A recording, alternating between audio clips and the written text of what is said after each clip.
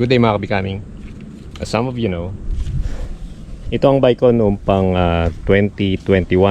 I mean, itong frame na to. Ito pa yung frame ko na ginagamit ko noong 2021 nung nagsisimula pa lang ako mag-vlog. Marami na rin itong pinagdaan ng upgrade o pagbabago. Ang ilan sa mga pagbabago ito ay talagang preference lang. Subalit lately, yung upgrade na ginawa ko rito ay may kaugnayan na sa aking pagtanda. I'll be turning 53 this coming December 2026. Tanggapin na natin, may mga kailangan tayong gawin sa ating bike o upgrade sa ating bike na may kaugnayan sa ating pagtanda. So ano ba yung mga upgrade na eventually ay kakailanganin ng bike natin habang tayo ay nagkakaedad. So yan pong pag-usapan natin sa short video na to. Again, ano nga ba yung upgrade ng bisikleta na eventually ay kakailanganin ng isang tumatandang siklista? So magkakaiba yan sa bawat siklista. As some of you know, mula 2021 hanggang 2026 ay naka-straight handlebar itong aking SGM na rigid MTB. Wala namang naging issue sa straight handlebar until last year 2025. Nadama ko nung na hindi na komportable ang straight handlebar dahil wala pang 50 kilometers ang tinatakbo ng bike ko ay sumasakit na yung kamay ko kahit may 9-degree back sweep naman yung huli kong ginamit na straight handlebar. Yung ba yung brand nun, yung 03 na straight handlebar na may back sweep na 9-degree.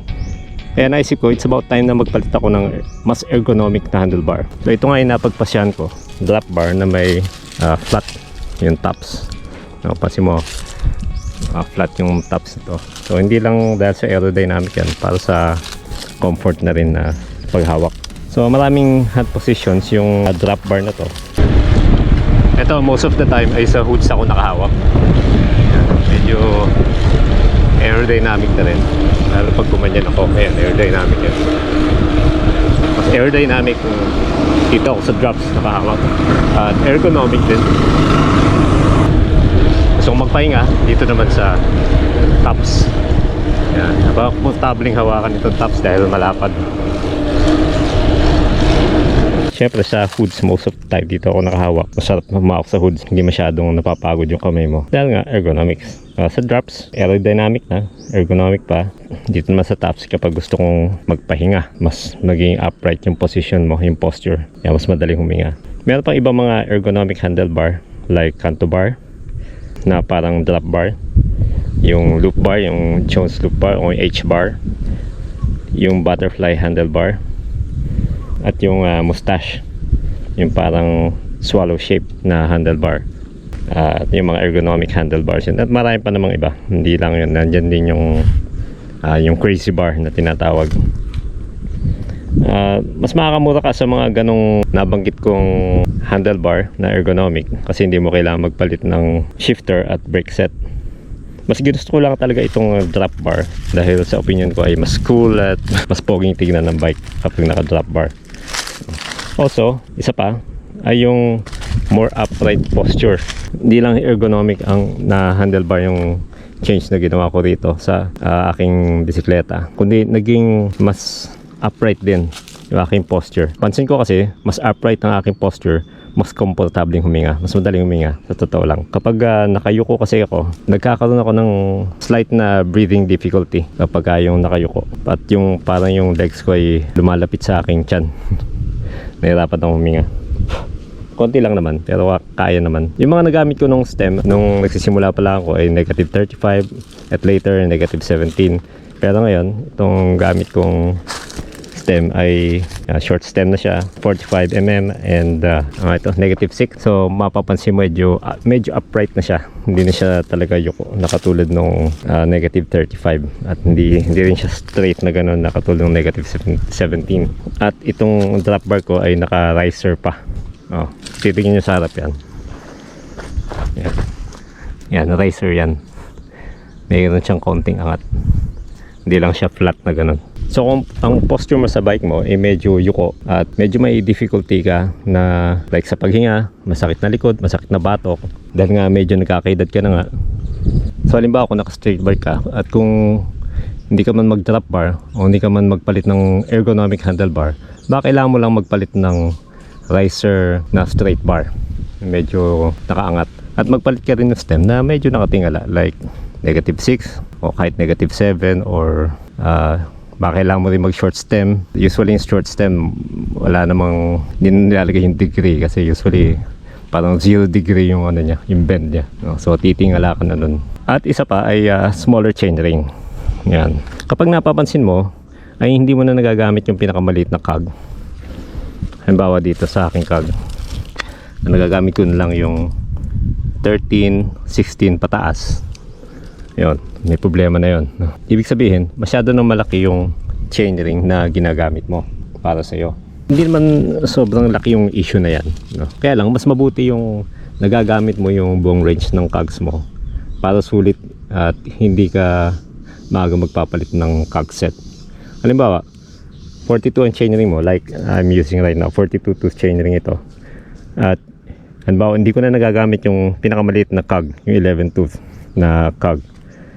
Baka next upgrade ko ay kailangan ko na magpalit ng 40 na chainring or even 38 na chainring. Nang sa ganun ay siguradong magagamit ko yung 11, 13, 16 and so forth, no? Para sulit. Pero kapag pinilit mo namang gamitin yung 11, halimbawa hindi mo dati nagagamit dahil nabibigatan ka na, so tatry ko lang na gamitin yung 11. Ang problema, baka naman masyado mabigat sa tuhod mo at hita mo yan. Baka lang naman, ano?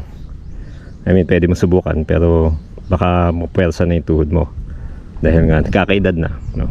So huwag mo nang pilitin, baka hindi mo na talaga kaya at kailangan mo nang tanggapin. Bili ka na lang ng mas maliit na chainring. At isa pa ay yung comfortable saddle, no? So may ilan ako nakikita na kabataang siklista na gumagamit ng super gaan na saddle na minsan usually carbon. Pansin ko napakanipis ng padding, no?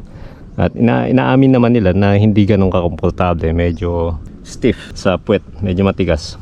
Tinitis na lang nila dahil gusto nila mas magana bike, dahil nga kaya pa nilang tiisin dahil bata pa sila. Pero ako na tumatanda na, ay kailangan na nating hanapin yung saddle na makakasundo ng ating puwet, yung komportable. Hindi na tayo kailangan magtiis. Huwag tayo magtiis.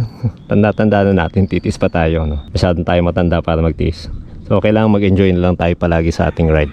Pansin mo, kapag 4 hours ka nang pumipedal at okay pa ang puwet mo sa saddle mo, baka yan na talaga yung saddle na para sa iyo. Hindi kailangang mamahalin. So yung iba nga sinasabi na mas nakasundo pa ng puwet nila, kung alin yung mumurahin, ha?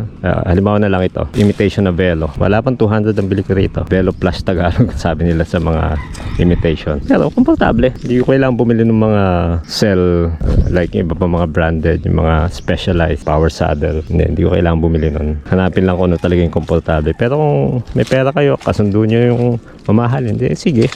Pero eto, murahin na to, nakakasundo ng puwet ko. So hindi kailangang mamahalin. Say 4 to 5 hours, okay pa ang puwet mo sa saddle. Baka yan na talaga yung saddle na para sa'yo. Pero syempre, eventually maluluma din yan kahit sa kasundo ng puwet mo dahil lulubog na yung ninipis na at titigas na. Yan na lang yung time na kailangan mong palitan ng bagong saddle yung luma mo. Syempre, same brand, same model. Huwag ka nang maghahanap ng iba dahil yun na talaga yung kasundo ng puwet mo na saddle, no? Sumunod ay bigger tires, mas matabang gulong. Bakit nga ba mas okay yung mas matabang gulong sa mga tumatanda? Ang mas matabang gulong kasi ay safer na gamitin, especially kapag ikaw ay nag-ride sa gabi o maalis na madaling araw kung saan madilim pa ang kalsada at di mo makikita yung kung malubak ba yung daan o hindi. Safer sa lubak, generally, ang matabang gulong. Regardless kung nabi man yan o semi-slick pa yan, ang mahalaga, mataba. Kasi po, ilang beses na po ang naka-witness ng aksidente dahil nalubak o nasingit sa bitak o sa siwang ng manhole yung kanilang gulong dahil nga napakapayat ng gulong nila. At safer din sa cornering kapag lumiliko ang mas matabang gulong dahil mas malaki ang contact patch nito sa kalsada, kaya ito ay less likely na dumulas kumpara sa payat na gulong.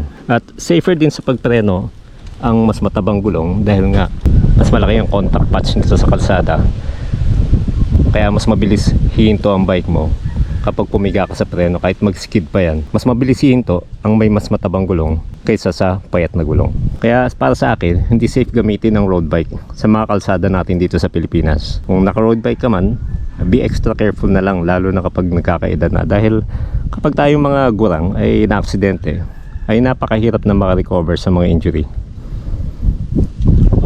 nagro-road bike ako, ay hanap talaga ako ng pinakamatabang gulong na pwedeng ilagay sa aking frame set. Kahit magmukha na siyang gravel bike, baka palitan ko pa yung fork para makapaglagay ako ng mas matabang gulong sa harap. Katulad nitong aking gravel bike na actually Promax Spear 30 yan, na repainted lang. Ito, nilagyan ko talaga ito ng matabang gulong at MTB rigid fork.